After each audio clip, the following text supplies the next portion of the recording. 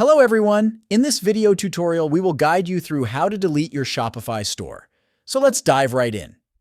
Before proceeding, it's crucial to back up any important data you might need later, such as product information, customer details, and order history. Shopify doesn't offer direct data export, but there are third-party apps that can help.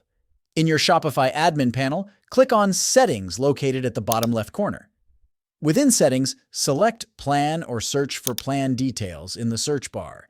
You'll see a window with your current plan information. Look for the option to Deactivate Store.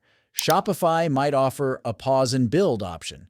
This keeps your store inactive but lets you access it for editing later. If you're unsure about permanently deleting, consider this as a temporary break.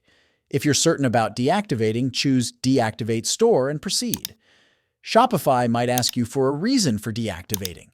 Choose the most relevant option or provide your own explanation, optional. Double-check everything, then enter your store password for confirmation. Click Deactivate Now to finalize, and there you have it.